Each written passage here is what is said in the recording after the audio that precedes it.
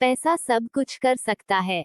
एक बार एक बहुत रईस शहजादे ने राजा के महल के ठीक सामने उससे भी शानदार एक महल बनवाने का निश्चय किया।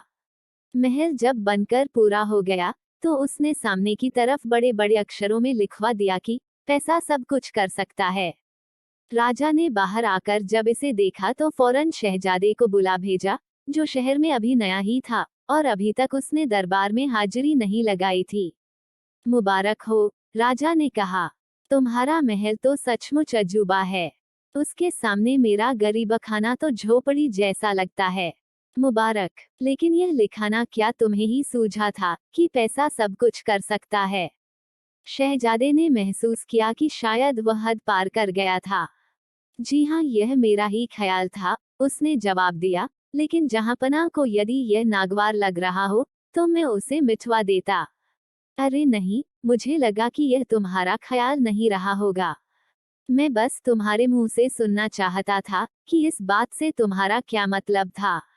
मिसाल के तौर पर क्या तुम्हें ऐसा लगता है कि अपने पैसों से तुम मुझे कत्ल भी करा सकते हो? शहजादे को लगा कि वो कायदे से फंस चुका था। मुझे माफ कीजिए हुजूर, मैं फौरन उन लफ्जों को मिटवा देता हूँ। और अगर आपको मेरा महल नापसंद हो तो बस हुक्म कीजिए, मैं उसे भी जमींदोज करवा दूंगा। नहीं, नहीं, उसे वैसा ही बना रहने दो। लेकिन चूंकि तुम दावा करते हो कि एक पैसे वाला शख्स कुछ भी कर सकता है, मुझे यह साबित करके दिखाओ। अपनी बेटी से बात करने की कोशिश करने के लिए मैं तुम्हें 3 दिन का मौका देता हूँ। अगर तुम उससे बात करने में कामयाब रहे तो ठीक है, तुम्हारी उससे शादी करवा दी जाएगी। अगर नहीं, तो मैं तुम्हारा सर कलम करवा दूंगा। समझ गए? शहजादा इतना परेशान हो उठा कि उसका खाना, पीना और सोना तक हराम हो गया। रात दिन वह सोचा करता कि वो कैसे अपनी गर्दन बचाए। दूसरे दिन तक तो उसे अपनी नाकामयाबी के प्रति इतना इत्मीनान हो चुका था कि वह अपनी वसीयत करने के बारे में सोचने लगा। उसके हालात भी नाउम्मीद करने वाले थे, क्योंकि राजा की बेटी 100 पहरेदारों से घिरे किले में बंद रहती थी। किसी चिथड़े की तरह पीला और ढीला सा, वह बिस्तर पर पड़े पड़े अपनी मौत का इंतजार कर रहा था। जब उसकी बूढ़ी दाई उससे मिलने आई, इस जर्जर बूढ़ी दाई ने उसे बचपन में खिलाया था और अब भी उसके यहाँ काम कर रही थी। उसका मरियल सा चेहरा देखकर इस बूढ़ी औरत ने पूछा कि क्या गड़बड़ है। हकलाते हुए शहजादे ने उसको पूरी कहानी कह सुनाई। तो क्या हुआ? दाई ने कहा, तुम इस तरह उम्मीद छोड़े बैठे हो। तुम पर तो मुझे हंसी आ रही है। देखो मैं क्या कर सकती हूँ। वह डगमगाते कदमों से शहर के सबसे काबिल सुनार के पास पहुंची और उसे ठोस चांदी का एक हंस बनाने के लिए कहा, जो अपनी चोंच खोले और बंद करे। हंस को आदमकद और अंदर से खोखला होना था। और हाँ, यह कल तक तैयार हो जाना चाहिए। कल? तुम होश में तो हो? सुनार चिल्लाया। मैंने कहा ना कल। उस बूढ़ी औरत ने सोने की अशफियों से भरा एक बटुआ निकाला और बोलती गई, जरा सोचो।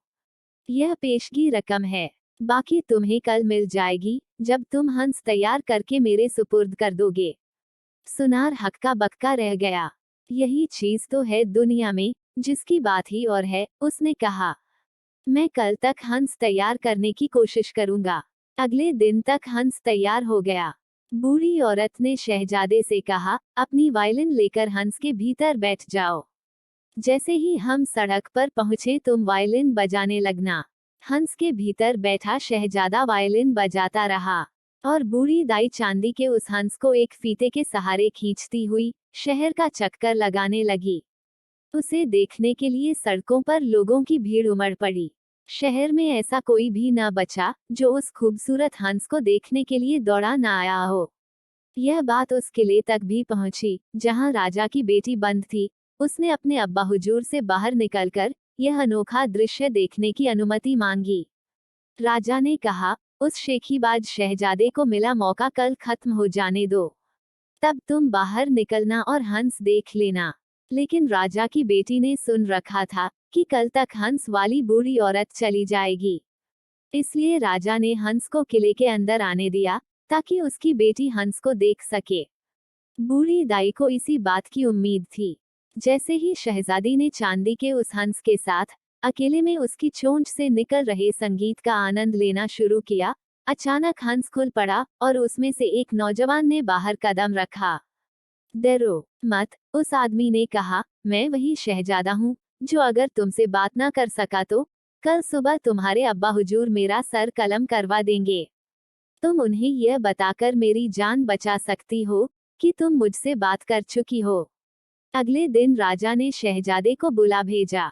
हाँ, तो क्या मेरी बेटी से बात करने में तुम्हारा पैसा तुम्हारे कोई काम आया? जी हाँ जहाँपनाह, शहजादे ने जवाब दिया। क्या तुम्हारा मतलब तुमने उससे बात की? उसी से पूछ लीजिए। शहजादी आई और उसने बताया कि कैसे वह चांदी के हंस में छुपा हुआ था, जिसे खुद राजा के हुक्म पर किले में घुसने दिया गया था। इस पर राजा ने अपना मुकुट उतारकर शहजादे के माथे पर रख दिया। इसका मतलब तुम्हारे पास सिर्फ पैसा ही नहीं, बल्कि एक अच्छा दिमाग भी है। जाओ खुश रहो, मैं अपनी बेटी का हाथ तुम्हारे हाथों में सौंपता हूँ।